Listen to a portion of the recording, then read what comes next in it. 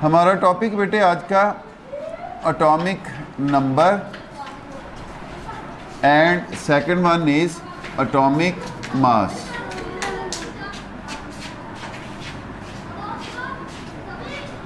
Atomic number हम किसको कहते हैं?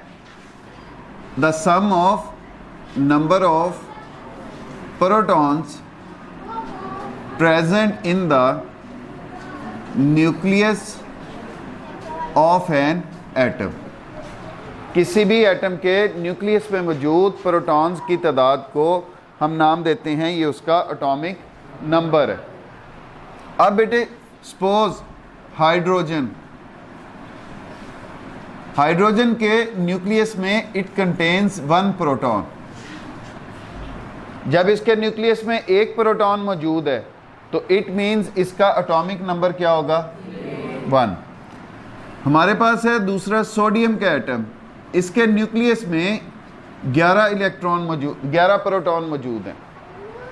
तो जब 11 प्रोटॉन मौजूद हैं तो इट मीन्स इसका एटॉमिक नंबर क्या होगा? 11। हमारे पास हीलियम, इसके न्यूक्लियस में 2 प्रोटॉन मौजूद होते हैं, तो इसका एटॉमिक नंबर क्या होगा? अब बेटे चूंकि एक न्यूट्रल एटम, उसके अंदर जितने प्रोटॉन होते हैं उतने ही इलेक्ट्रॉन मौजूद होते हैं। हमने देखा था कि प्रोटॉन के ऊपर पॉजिटिव चार्ज है, जबकि जो इलेक्ट्रॉन होते हैं उनके ऊपर नेगेटिव चार्ज होता है। अब किसी भी एटम में जितने प्रोटॉन होंगे उतने ही इलेक्ट्रॉन होंगे। न्यूट्रल एटम की हम बात कर रहे हैं। अगर सोडियम का न्यूट्रल एटम है, इसमें 11 प्रोटॉन है, तो इसके अंदर इलेक्ट्रॉन कितने होंगे? 11। तो तब इसके ऊपर नेट चार्ज क्या होगा? 0, न्यूट्रल होगा। इसी तरह हीलियम, जब ये न्यूट्रल लिख रहे हैं हम, इसका 2 एटॉमिक नंबर, मतलब 2 इसके अंदर प्रोटॉन, 2 इसके अंदर पॉजिटिव चार्ज, और इसमें इलेक्ट्रॉन कितने होंगे? 2 इलेक्ट्रॉन होंगे। तो इट मीन्स कि ये जो एटॉमिक नंबर है, it also tells us about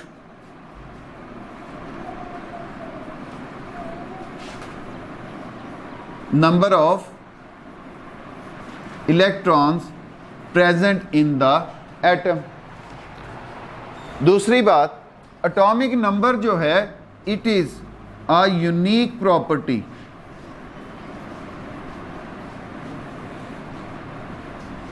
ये किसी भी एटम की यूनिक प्रॉपर्टी है। यूनिक प्रॉपर्टी से मुराद कि जो ये हाइड्रोजन का है, सोडियम का वो नहीं होगा। जो ये सोडियम का है वो हीलियम का नहीं होगा। मतलब हर एटम जो है उसका एटॉमिक नंबर जो है दूसरे एलिमेंट के एटम से मुख्तलिफ होगा।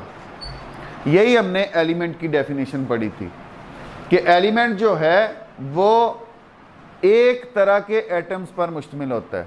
Element consist of same type of atoms. अब वो सेम टाइप ऑफ एटम किस बुनियाद पर थे? हैविंग सेम एटॉमिक नंबर, कि उनके एटॉमिक नंबर एक जैसे थे। अब बेटे second property that is atomic mass. किसको कहते हैं? The sum of number of protons and neutrons present in the nucleus of an atom, that is called atomic mass. अब बेटे ये जो है इसको हम रिप्रेजेंट करते हैं Z से। इसको किससे करेंगे? Z से। जो एटॉमिक मास है that is represented by A, capital A। इसको किससे जाहिर करेंगे? कैपिटल A से। अब बेटे अगर हम एटॉमिक नंबर के अंदर न्यूट्रॉन जमा कर दें तो हमारे पास नई शय आ जाती है जिसको हम नाम देते हैं एटॉमिक मास। क्या आ जाएगा? Atomic mass. अब बेसिक हमारे पास ये जो एटॉमिक नंबर है वो क्या है? नंबर ऑफ प्रोटॉन्स ही तो है। क्या है? Number of protons. अब जैसे हाइड्रोजन जो है, इसके अंदर एक प्रोटॉन मौजूद है और एक इसका आइसोटोप है जिसके अंदर कोई न्यूट्रॉन मौजूद नहीं होता। तो इनको जब हम ऐड अप करेंगे तो हमारे पास 1 आ जाएगा। अब इसका एटॉमिक नंबर जो है वो भी 1 और इसका एटॉमिक मास जो है वो भी 1। अगर हमारे पास हाइड्रोजन जो है उसमें एक प्रोटॉन एक न्यूट्रॉन मौजूद हो तो अब इसका एटॉमिक मास जो है वो क्या आ जाएगा? 2। उसका एटॉमिक मास क्या आ जाएगा? 2। अगर हमारे पास हाइड्रोजन का ही एटम है, उसका एटॉमिक नंबर 1 और उसमें न्यूट्रॉन की तादाद 2 है, तो इसका एटॉमिक मास क्या आ जाएगा हमारे पास? 3 AMU एटॉमिक मास यूनिट। अब ये वाला जो AMU है वो इसके साथ हम यूनिट के तौर पर इस्तेमाल कर रहे हैं। अगर सोडियम का एटम है हमारे पास, सोडियम का 11 एटॉमिक नंबर, मतलब इसमें 11 प्रोटॉन जबकि इसमें 12 न्यूट्रॉन मौजूद होते हैं। तो अगर अब हम इसका एटॉमिक मास देखें तो क्या बनेगा? 23 AMU। कितना हो जाएगा? 23 AMU। अब बेटे एटॉमिक मास जो है वो किसी एक एटम का मुख्तलिफ भी हो सकता है। क्यों? उसमें न्यूट्रॉन की तादाद मुख्तलिफ हो सकती है, जबकि जो एटॉमिक नंबर है वो एक एलिमेंट के एटम्स का सेम होगा, एक जैसा होगा, वो मुख्तलिफ नहीं होता। यहाँ तक क्लियर? अब बेटे नई टर्म है एक हमारे पास, that is called relative atomic mass. What is relative atomic mass? अब बेटे नाम से हमें पता चल रहा है रिलेटिव का वर्ड इस्तेमाल हुआ है, इट मीन्स हमने इसका मुआजना करना है किसी दूसरी शय के साथ। क्या करना है? हमने मुआजना करना है, कंपेयर करना है, इन रिलेटिव टू अदर देखना है हमने। अब ये ऐसी ज़रूरत क्यों पेश आ रही है? बेटे हमारे पास अभी तक कोई पैमाना है ऐसा कि हम जिसकी मदद से एटम को देख सके? एटम तो बहुत छोटी शय है, हम उसको देख नहीं सकते। जब हम उसको देख नहीं सकते तो तब हम उनके ये एटॉमिक नंबर और एटॉमिक मासेस मालूम कर सकते हैं। कोई ऐसे आले में किसी ऐसी मशीन में रख के हम माप सकते हैं। और जो चीज़ देखी नहीं जा सकती उसको उठा के हम डील कर सकते हैं कि उठा के किसी तराजू में रख लें, किसी मशीन में रख लें, हम उसका वज़न देख लें? नहीं, ये भी सारी ख्याली बातें हैं, ये भी सारी ख्याली बातें हैं। इसमें अल्लाह करे आप में इतनी हिम्मत पैदा हो, इतना इल्म बढ़े कि आप इसमें नई रिसर्चेस करो, नए कॉन्सेप्ट्स ले आओ। ये भी सारी ख्याली बातें हैं। अब ये किसी एटम का हल्का या भारी होना मुआज़नतन देखा जाता है किसी दूसरे एटम के साथ, कि ये उससे कितना हल्का है या उससे कितना भारी है। तो तब वो जितना उससे हल्का या जितना उससे भारी होगा, तो वो जो हमारे पास एक नई term I, that is called relative atomic मास। एक बात। दूसरी बात, हमने कंपेयर करना किसके साथ है? We will compare it with the 12th part of carbon 12 isotope. अब ये क्या बात हुई?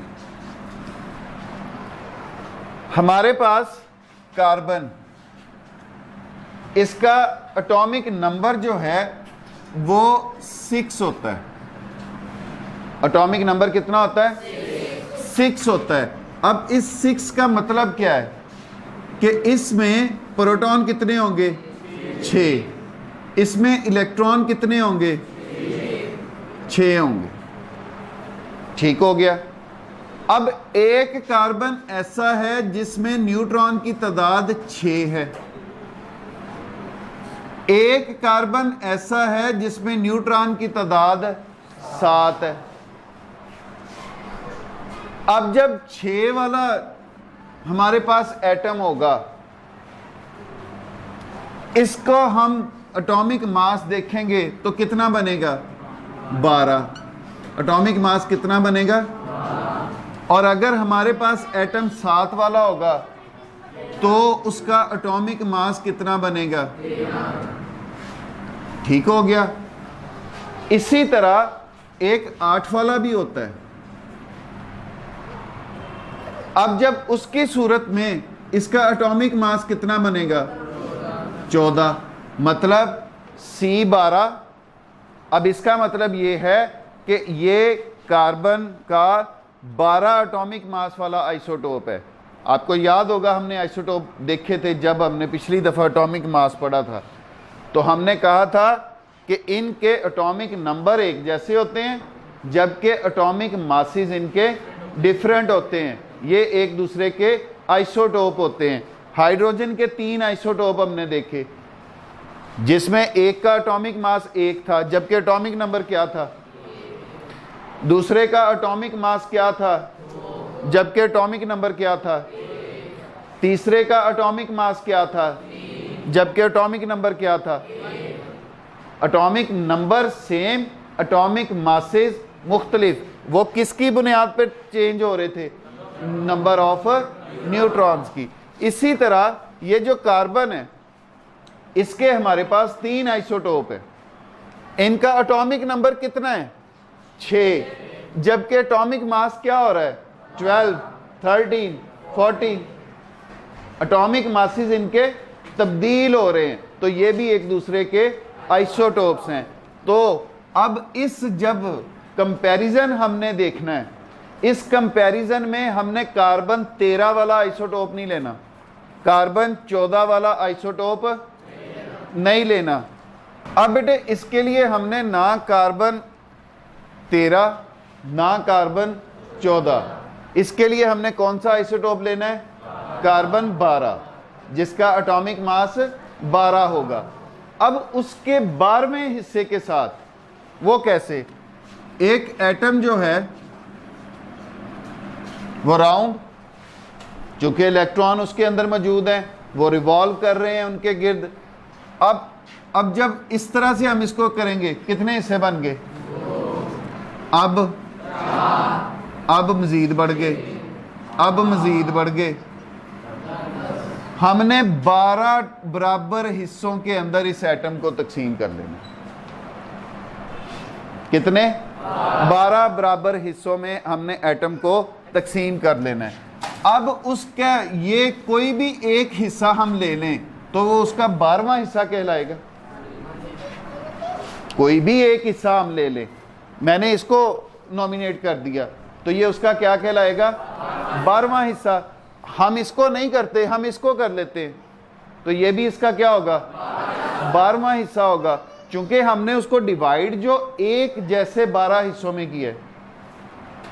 अब इस 12वें हिस्से के साथ हम उस एटम को जिसका एटॉमिक मास देखने जा रहे हैं उसको कंपेयर करेंगे कि ये इससे कितना हल्का है, इससे कितना भारी है। अब वो जो हमारे पास नेक्स्ट वैल्यू आएगी that will be called as relative atomic mass. अब बेटे हम इसकी डेफिनेशन की तरफ चलते हैं। ये बेसिक की समझ आई है इसकी कि हमने किस बुनियाद पर रिलेटिव एटॉमिक मास देखना है। The relative atomic mass of an element is the average mass of the atoms of that element। अब यहां पर भी 2-3 बातें आएंगी बेटे। अब ये क्या है? Average mass of the atoms of that element. अब सबसे पहले जिस एलिमेंट का हम एटॉमिक मास देखने जा रहे हैं उसके जितने भी एटम्स हैं, एक की बात नहीं हो रही, उसके जितने भी एटम्स हैं उनके एटॉमिक मासेस का एवरेज लिया जाएगा, उसके एटॉमिक मासेस का एवरेज लिया जाएगा। फॉर एग्जांपल हमारे पास एक एटम है, यही 3 हाइड्रोजन के एटम है, एक का एटॉमिक मास 1 है, दूसरे का 2 है, तीसरे का 3 है। तो अब हम किसको कंपेयर करेंगे? अगर हम इस तरह से करने जा रहे हैं तो कोई पता नहीं, तो हम क्या करेंगे, इन तीनों को लेंगे, एड अप करेंगे और किस पे डिवाइड कर देंगे, 3 पे। तो उससे हमारे पास क्या आ जाएगा, इसका एवरेज आ जाएगा। उस एवरेज को हम कंपेयर करेंगे। समझ आई? ये डेफिनेशन का पहला हिस्सा है। Relative atomic mass is the average mass of the atoms of that element जिसको हम कंपेयर करने जा रहे हैं, as compared to the 1/12 the mass of an atom of carbon 12 isotopes। किसके साथ बेटे कंपेयर कर रहे हैं? as compared to the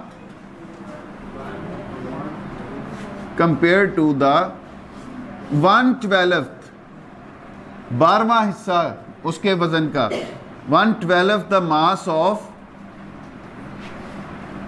कौन सा आइसोटोप है? Carbon 12 isotope. समझ आई? और ये हम बात पहले सारी डिस्कस कर चुके हैं कि उसके 12वें हिस्से के साथ हमने कंपेयर करना है उसके।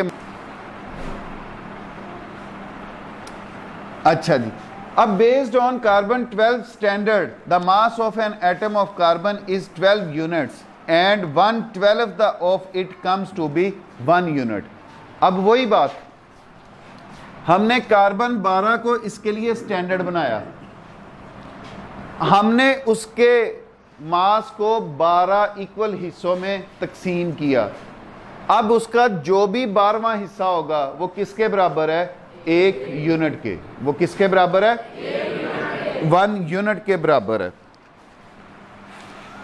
When we compare atomic masses of other elements with the atomic mass of carbon 12 atom, they are expressed as relative atomic masses of those elements। अब इस तरीक़ाकार से हम अगर किसी एलिमेंट का एटॉमिक मास देखेंगे तो वो हमारे पास क्या कहलाएगा? relative atomic mass।